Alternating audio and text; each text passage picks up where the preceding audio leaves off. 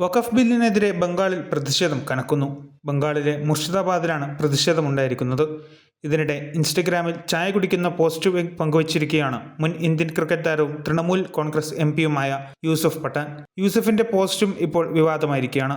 സുഖകരമായ ഉച്ച, നല്ല ചായ, ശാന്തമായ അന്തരീക്ഷം എന്ന തലക്കെട്ടോടെയാണ് യൂസഫ് പഠാൻ ചിത്രം പങ്കുവച്ചിരിക്കുന്നത്. ചിത്രത്തിന് താഴെ വലിയ രീതിയിലുള്ള വിമർശനമാണ് ഉയരുന്നത്. തനിക്കൊട്ടും ലജ്ജയില്ലേ എന്നാണ് ഒരാൾ ചോദിക്കുന്നത്. BJP വക്താവ് ഷഹസാദ് പൂനെവാലയും യൂസഫ് പഠാനെതിരെ രംഗത്തെത്തി.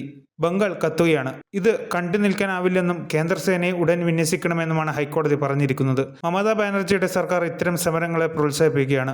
പോലീസ് നിശബ്ദത പാലിക്കുകയാണ്. ഇതിനിടെയാണ് യൂസഫ് പഠാൻ ചായ കുടിക്കുന്ന പോസ്റ്റ് പങ്കുവച്ചിരിക്കുന്നത്. ഷഹസാദ് പൂനെവാല എക്സിൽ കുറിച്ചു. ഇടതു പാർട്ടിയും യൂസഫ് പഠാനെതിരെ വിമർശനം ഉന്നയിച്ചു. അതേസമയം വിമർശനങ്ങളോട് പഠാൻ ഇതുവരെ പ്രതികരിച്ചിട്ടില്ല.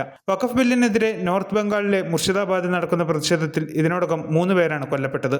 കേന്ദ്ര സേനയെ വിന്യസിക്കാൻ കൊൽക്കത്ത ഹൈക്കോടതി ഇന്നലെ ഉത്തരവിട്ടിരുന്നു. വെസ്റ്റ് ബംഗാളിൽ നടക്കുന്ന അക്രമങ്ങൾക്കെതിരെ തങ്ങൾക്ക് കണ്ണടക്കാനാവില്ല. ജനങ്ങളുടെ സമാധാനവും സുരക്ഷയും അപകടത്തിലാകുമ്പോൾ ഭരണഘടനാ കോടതികൾക്ക് നിശബ്ദരാകാനോ കാഴ്ചക്കാരെ ഇരിക്കാനോ കഴിയില്ലെന്നും കോടതി വ്യക്തമാക്കി.